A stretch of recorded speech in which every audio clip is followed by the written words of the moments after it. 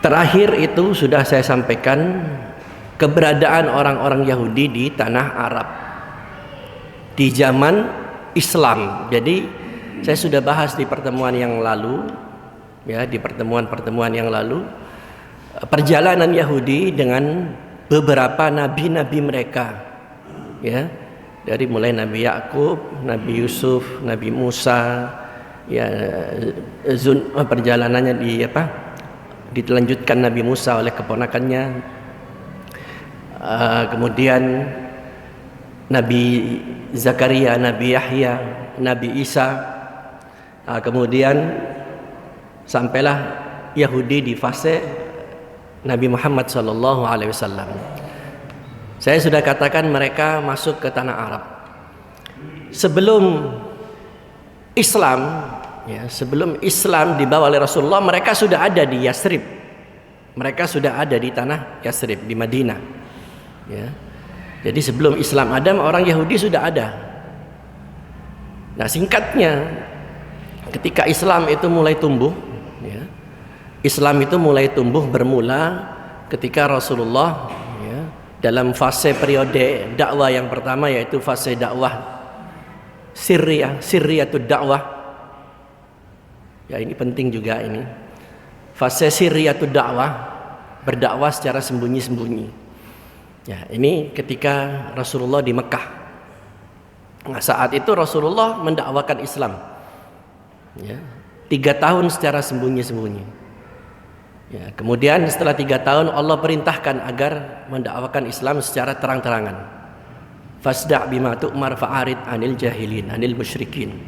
Ya, kata Allah, berpalinglah dari orang-orang, ya, lakukanlah apa yang Allah perintahkan kepada Muhammad dan berpalinglah dari orang-orang musyrik.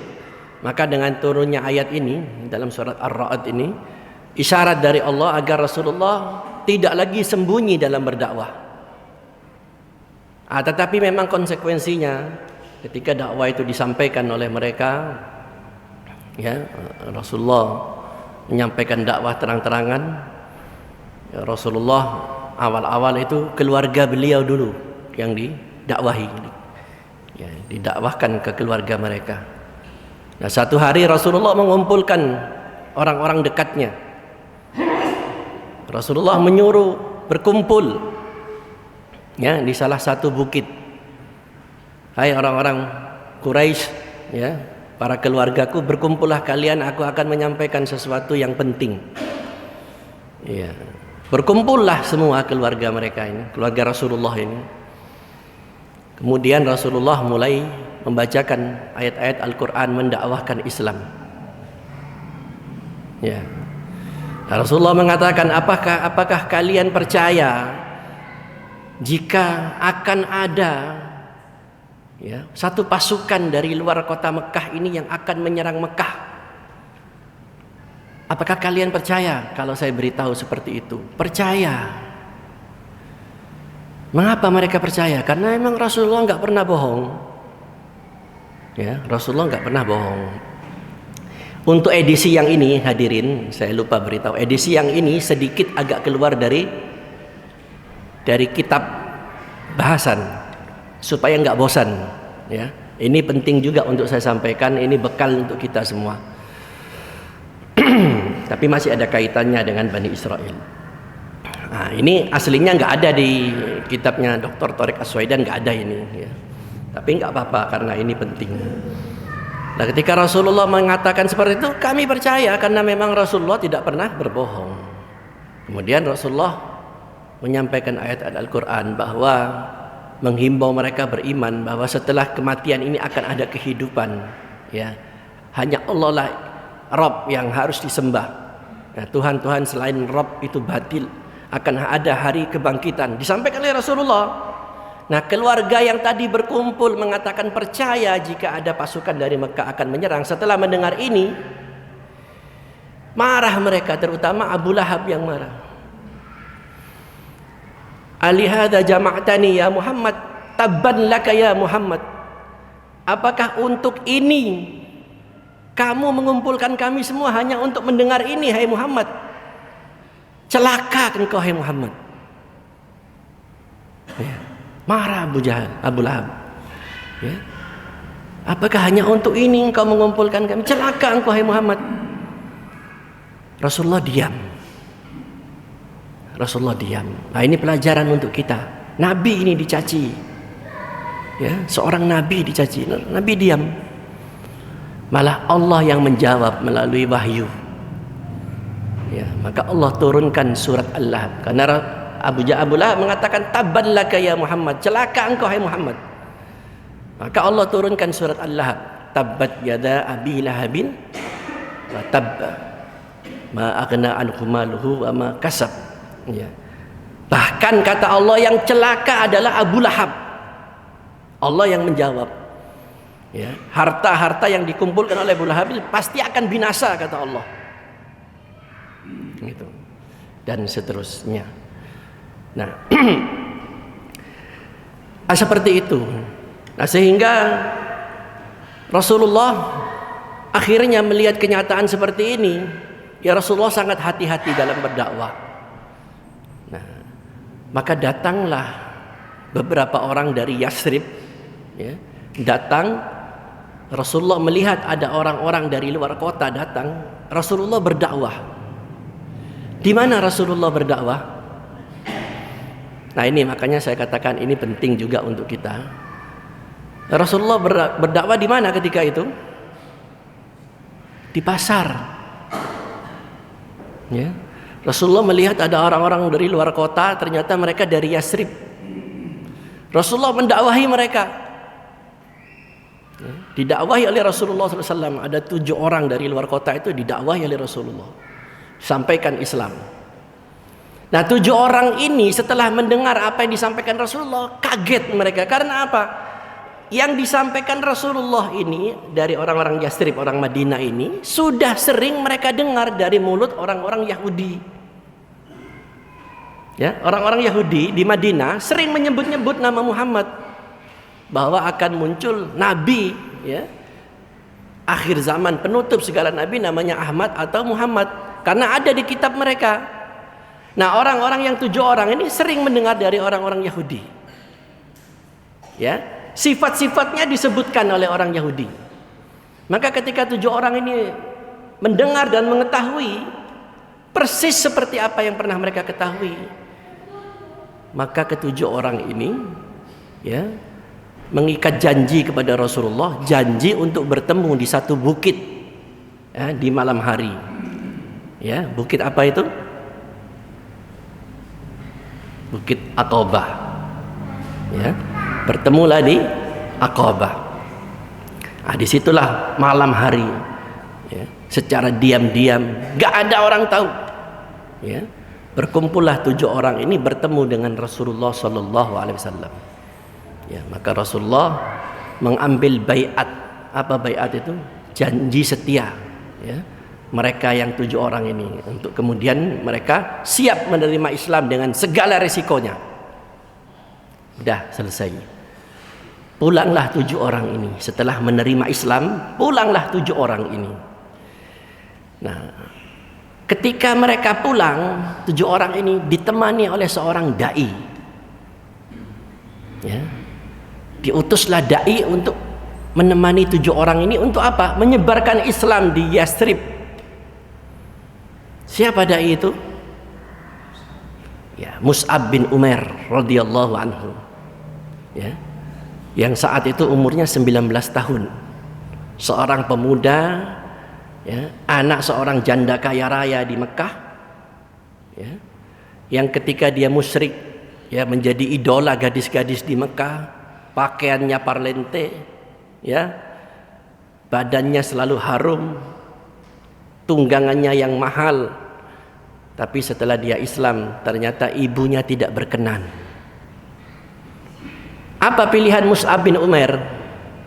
Pilih keluarga atau Islam? Islam. Dia tinggalkan keluarganya. Nah, ini salah satu ciri karakter sahabat Nabi itu, wala dan baroknya itu jelas. Nah, ini ada pelajaran al-wala dan al-bara. Wala itu loyalitas, kecintaan, keberpihakan, pembelaan. Ini wala.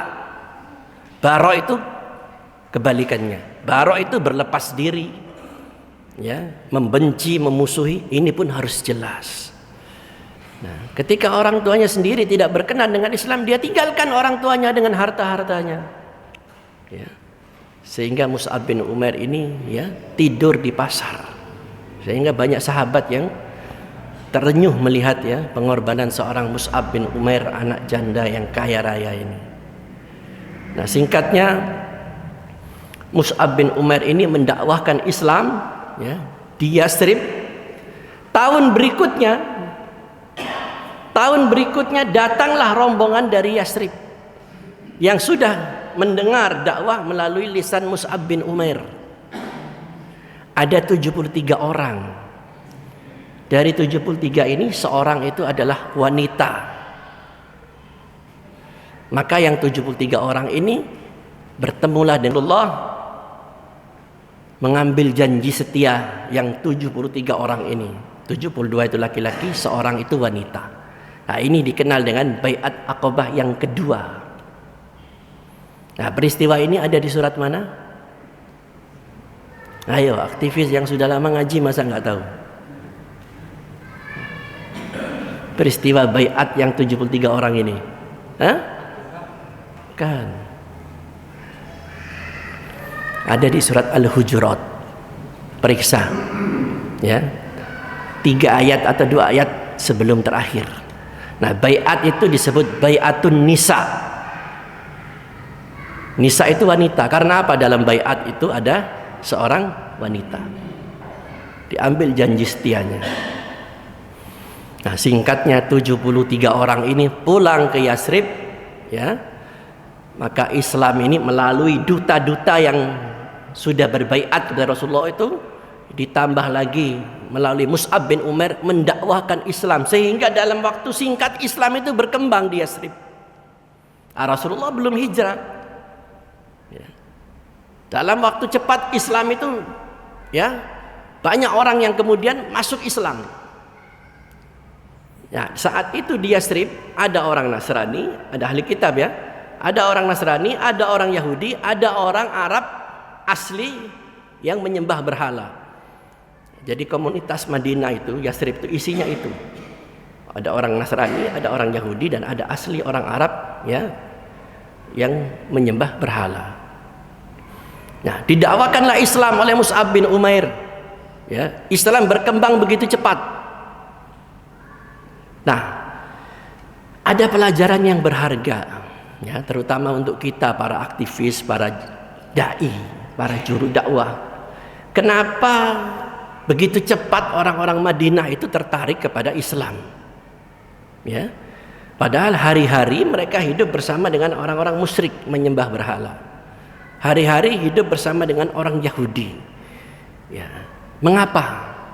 Nah, ini tidak luput, ya, daripada kepiawaian, ya, kepintaran, keahlian Mus'ab bin Umair dalam menyampaikan dakwah. Ini saya maksud, ini yang berharga untuk kita.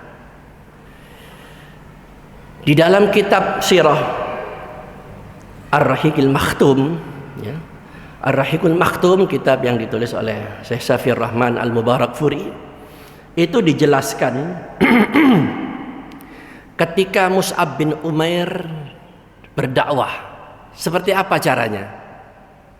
Ya, ini pelajaran, kita bisa ambil pelajaran di sini.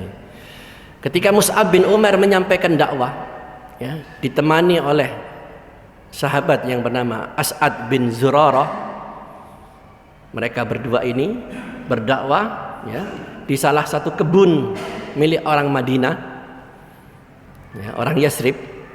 Nah, di Yathrib itu ada 2 suku besar. Apa 2 suku besar ini? Ya, suku Aus dan Khazraj. Ya, suku Aus dan suku Khazraj. Ini 2 suku besar yang ada di Yathrib. Nah, Rasulullah menyampaikan, Mus'ab bin Umair ditemani As'ad bin Zurarah menyampaikan dakwah di salah satu kebun milik orang-orang Yathrib. Ya, ditemani dengan orang-orang yang sudah menjadi Muslim, mendakwakan Islam. Datanglah, ya, Datanglah orang-orang Yathrib ini berkumpul mendengar dakwanya Mus'ab bin Umair. Nah, ketika ramai orang berkumpul, sampai juga peristiwa ini ke telinganya kepala suku Aus. Ya, kepala suku. Masih ada nggak istilah kepala suku sekarang? Masih. Di Kalimantan ada, di Papua apalagi. Ya, mungkin di tempat-tempat lain. Gili Panda apa? Oh iya. Jokom. Ya. Nah, didengar oleh kepala suku Aus saat itu. Siapa dia? Sa'ad bin Mu'adz. Ya. Namanya Sa'ad bin Mu'adz. Sa'ad bin Mu'adz mendapat laporan bahwa di kebun milik salah satu warga Yathrib, ya, penduduk Yathrib, orang-orang ramai berkumpul mendengarkan seorang anak muda yang membawa ajaran yang sesat. Nah, ini, ya, ini dengar baik-baik ini. Ini komentar mereka. Jadi orang itu datang lapor. Ini kejadian ini akan seperti ini terus, gitu loh. Nah, tukang lapor ini yang kadang-kadang repot. Tukang bisik ini yang repot ini. Lapor ke kepala suku. Lapor. Itu di kebun si fulan itu, saya mendengar ada anak muda yang membawa ajaran yang sesat, mempengaruhi kaum kita. Benar, benar. Nah, dipanggillah seorang jagoan. Siapa yang dipanggil itu? Usaid bin Hudair. Ya. Jadi kepala suku ini mengutus Usaid bin Hudair untuk mengecek kebenaran laporan ini. Benar enggak? Ya, di kebun si fulan itu ada anak muda, ya, yang membawa aliran sesat, ya, mempengaruhi warga kita. Siap. Pergilah Usaid bin Hudair ini ke kebun ini. Bawa apa dia pergi? Bawa tombak. Bukan lagi pedang, dia bawa tombak. Pergi dengan tombaknya, masuk dia dari kerumunan orang itu, pas berdiri di depan Mus'ab bin Umair sedang duduk. Hai anak muda, tombaknya ditancapkan, tancapkan tombaknya. Hai anak muda, kamu bawa apa? Kamu jangan coba-coba membodoh-bodohi, ya, kaum kami. Jangan coba-coba merubah tradisi agama nenek moyang kami. Ya. Kalau kamu tidak ingin berurusan dengan kami, segera kamu minggir, cepat tinggalkan tempat ini. Dengan kasar, berdiri, tombaknya ditancapkan. Tetapi memang tidak salah Rasulullah memilih Mus'ab bin Umair. Rasulullah tahu kadar seorang demi seorang sahabatnya. Rasulullah ngerti, ya, Rasulullah tahu ada kelebihan yang dimiliki Mus'ab bin Umair. Mus'ab bin Umair diperlakukan seperti itu, dia tenang. Kemudian dia jawab, wahai Tuan, saya kemari tidak ada niat yang buruk. Ya, saya membawa sesuatu yang baik. Saya akan sampaikan, Tuan dengar dulu. Ya, kalau Tuan berkenan, silakan Tuan ambil. Tapi kalau Tuan tidak berkenan, silakan Tuan buang. Apa yang saya sampaikan ini buang, jangan dipakai. Ya, dan saya akan tinggalkan tempat ini. Apa kata Usaid bin Hudair? Oh, anak muda, kamu ternyata bijaksana juga, katanya.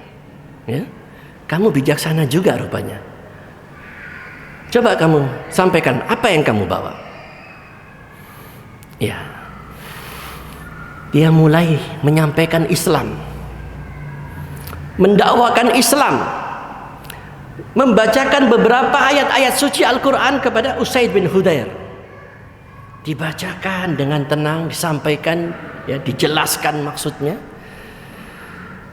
Ketika Usaid bin Hudair menyampaikan ayat-ayat Allah, ketika Mus'ab bin Umair menyampaikan ayat-ayat Allah, kata Usaid bin Hudair, kata Mus'ab bin Umair, mulutnya Usaid bin Hudair itu ikut bergerak-gerak. Karena kan Quran bahasa Arab, bahasa mereka kan, mulutnya ikut bergerak-gerak. Sehingga setelah selesai disampaikan, ini Usaid bin Hudair ini tertegun seperti patung, dia mendengar. Selesai dia bicara, kata Usaid bin Hudair, "Hai anak muda, alangkah indahnya yang kau sampaikan. Alangkah baiknya yang kau sampaikan. Seumur-umur kami belum pernah mendengar seperti apa yang kau sampaikan. Dan agama yang kau bawa, yang kami ajak, ya, kami ajak kamu, ya, untuk memeluk agamamu, begitu indahnya. Lantas bagaimana kalau kami ini bisa menjadi seperti kamu? Bagaimana caranya supaya kami bisa menjadi seperti kamu, menjadi muslim?" Nah, bayangkan, ya. Gampang, kata Mus'ab bin Umair. Pulang ke rumah, mandi, setelah itu datang ke sini. Baik, pulang dia ke rumah. Ini komandannya tadi nunggu, ini kok lama ini orang. Komandan di pos jaga di tempatnya nunggu dia. Lama sekali. Ternyata dia mandi, balik diislamkan. Kata Usaid bin Hudair, "Wahai anak muda, saya kemari ini aslinya saya diutus, bukan maunya saya. Ya, yang ngutus saya kepala suku. Kalau sampai dia bisa mendengar apa yang kau sampaikan ini, saya yakin dia masuk Islam."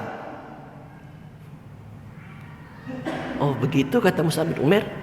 Ya, izinkan saya akan melapor kepada, ya, kepala suku saya. Silakan. Muslim, dia sudah muslim. Datanglah dia ke tempatnya ke tempatnya Sa'ad bin Mu'adz. Melapor. Lapor. Memang benar. Sengaja dipancing. Anak muda itu bawa ajaran baru. Ya. Dia mencoba untuk merayu penduduk kampung kita ini supaya jadi seperti dirinya. Benar kamu bilang, benar.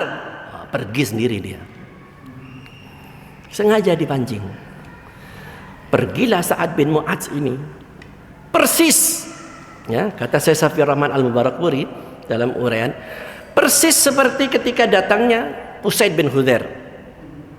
Berdiri di depannya, ditancapkan tombak, langsung dia tunjuk.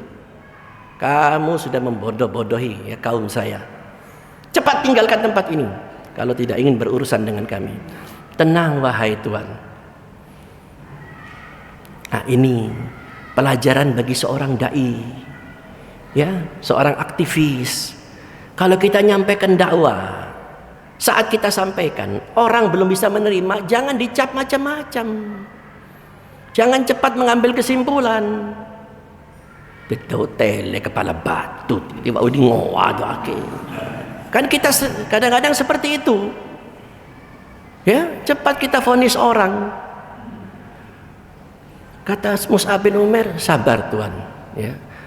Saya akan sampaikan, ya, apa yang Tuhan sangkakan kepada saya. Kalau Tuhan berkenan silakan ambil, kalau tidak buang jauh-jauh dan saya akan pergi. Ayo cepat, sampaikan. Disampaikan persis dengan dibacakan ayat Al-Quran segala macam. Singkat cerita, selesai sampaikan sama. Seperti patung tertegun. Wahai anak muda, betapa indahnya yang kau bawa. Betapa mulia agama yang kamu anut. Bisakah saya menjadi seperti kamu? Bisa wahai Tuhan. Caranya gimana? Tuang pulang, mandi dulu. Pulang dia cepat mandi, diislamkan setelah itu. 2 orang berpengaruh dari suku Aus menjadi muslim. Setelah jadi muslim, kata Sa'ad bin Mu'adz, saya akan kumpulkan warga di kampung saya ini, di wilayah saya ini, saya akan kumpulkan. Ya, kalau mereka tidak mau mengikuti saya, jangan lagi berurusan dengan saya, katanya. Namanya ketua kan, ketua suku, benar. Ya, dia berpisah ya dengan Mus'ab bin Umair. Dia umumkan kepada warga, kumpul orang kampung, kumpul semua. Berkumpullah orang kampung. Yang manggil ketua suku, sampaikan, ya, ketahuilah wahai kalian, ya, bahwa hari ini saya Sa'ad bin Mu'adz, ya, sudah mengikuti agamanya Muhammad sallallahu alaihi wasallam. Ya, saya telah menjadi muslim, ya, melalui anak muda yang, ya, menyampaikan Islam kepada saya. Hari ini saya telah mengikuti Muhammad dan menjadi seorang muslim. Kalau kalian masih setia kepada saya dan masih ingin berurusan dengan saya, berhubungan baik dengan saya, ikuti saya. Kalau tidak, selesai, putus hubungan. Akhirnya apa? Satu kampung masuk Islam. Ya, satu kampung ini masuk Islam. Illa wahid, kecuali satu orang. Satu orang ini nggak mau masuk Islam. Siapa dia? Satu orang ini dikenal dengan nama Al-Usairim bin Abdul Ashal, ya, atau nama aslinya Amr bin Sabit Al-Waqasi. Amr bin Sabit Al-Waqasi, tapi lebih banyak dipanggil Al-Usairim. Hanya Al-Usairim yang nggak mau, ya, taat kepada ketuanya Sa'ad bin Ubadah, Sa'ad bin Mu'adz. Dia nggak mau ikut, dia tetap memilih kafir. Singkat cerita, berlalulah waktu setelah Rasulullah hijrah, ya, dari Mekah ke Yathrib. Islam sudah kuat di sana, sudah berhasil, ya, Rasulullah menancapkan, ya, pengaruhnya di Yathrib. Maka berubahlah Yathrib menjadi Madinah, ya, Madinah. Kemudian Rasulullah mengikat perjanjian, ya, dengan orang-orang Yahudi, ya, yang ada di Madinah, yang dikenal dengan Piagam Madinah atau Dustur Madinah atau Misak Madinah. Ya, Rasulullah mengikat perjanjian dengan orang Yahudi. Isinya poin-poin penting. Ada 47 poin itu isinya itu. Ya. Intinya apa? Ya, orang Yahudi harus tunduk kepada Islam, harus membela Islam. Jika diserang, orang Islam pun akan membela orang Yahudi jika diserang. Agama Yahudi tetap bebas beragama. Harta dan darahnya dilindungi oleh penguasa Islam. Ya, tolong menolong dalam urusan dunia, saling berbuat baik, saling bantu. Jika ada musuh, kita lawan bersama. Sekitar itu isinya, ya, menyangkut muamalah. Adapun ibadah masing-masing, ya, agama Yahudi tidak diganggu, silakan beribadah. Nah, ini Dustur Madinah, ya, atau Misak Madinah, Piagam Madinah. Kata orang sekarang konstitusi Madinah. Ini berhasil sampai begitu ini karena dakwahnya Mus'ab bin Umair. Ya. Nah, terakhir tahun kedua setelah terjadi perang Badar, terjadi perang Uhud. Terjadi perang Uhud. Ya, kaum musyrikin dendam, kalah. Ya, tahun pertama perang Badar mengumpulkan kekuatan 1000 pasukan. Ya, perang berjanji di Bukit Uhud. Ya, di Bukit Uhud. Nah, maka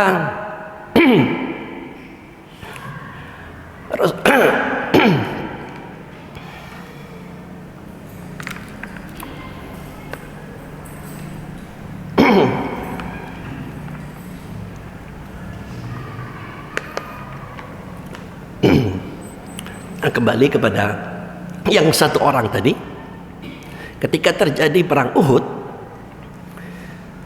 seluruh laki-laki orang yang tidak uzur keluar dari kota Madinah menuju bukit Uhud. Jadi yang ada di kota itu, siapa yang ada di kota itu? Hah? Yang ada di kota itu perempuan, anak-anak, sama orang tua jompo. Laki-lakinya keluar semua menuju Uhud. Di saat itu Al-Usairim, dia merasa hina. Aduh, sepi kota Madinah. Dia cari beberapa sahabatnya, termasuk ketua sukunya ini, sahabatnya Sa'ad bin Mu'az. Ditanya, kemana Sa'ad bin Mu'az? Sudah pergi ke Uhud. Kemana si fulan? Sudah ke Uhud. Saat itu dia dapat hidayah. Ya, karakter orang Arab saat itu kesatria, suka perang, bukan suka lari dari perang. Perang itu hobinya, suka perang. Kesatria mereka, jantan, gentle. Dia merasa hina. Ini yang tinggal ini perempuan, anak laki-laki sama orang tua. Sahabat-sahabatnya sudah ke Uhud semua, pergi apa? Perang. Dia dapat hidayah ketika itu. Maka dia putuskan, saya harus menyusul ke bukit Uhud. Nah, bertemulah dia di bukit Uhud dengan Rasulullah SAW. Sengaja dia cari yang pertama itu Rasulullah, untuk bertemu Rasulullah. Ketika sudah bertemu Rasulullah, dia nyatakan, ya Rasulullah, taslim. Ya, dia nyatakan, saya masuk Islam. Ya, Rasulullah mengambil persaksiannya. Islamlah Al-Usairim ini. Ya, sahabat-sahabat sudah berhadapan dengan musuh. Ya, di front. Ya, bahasa keraannya jabhah, sedang bertempur. Ya, Rasulullah dijaga oleh beberapa sahabat. Nah, setelah Al-Usairim taslim, apa ajibnya, istimewanya Al-Usairim? Dia minta izin, ya Rasulullah, izinkan saya turun, izinkan saya ikut bertempur. Maka Rasulullah izinkan. Turunlah Al-Usairim ini ikut bertempur. Ketika sahabat yang lain melihat, kaget, loh, kamu kenapa ada di sini? Kamu musyrik. Nah, saya bela Islam. Saya sudah Islam, katanya. Ya sudah, mereka nggak bisa larang. Akhirnya bertempurlah Al-Usairim sampai gugur. Ya. Ketika dia gugur, disampaikanlah berita kepada Rasulullah Sallallahu Alaihi Wasallam.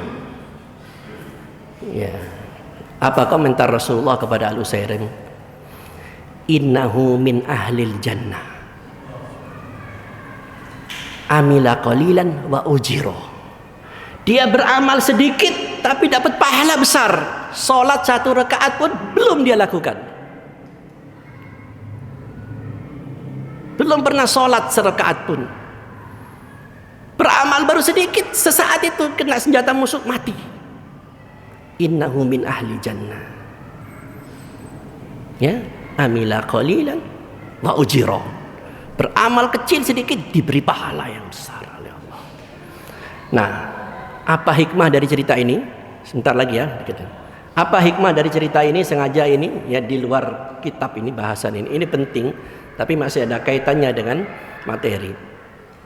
Bahwa lihatlah bagaimana kepandaian, kecakapan Mus'ab bin Umair. Ya. Ini yang hadir ini banyak pelaku-pelaku, ya, aktivis. Ya, mungkin sebagian dai.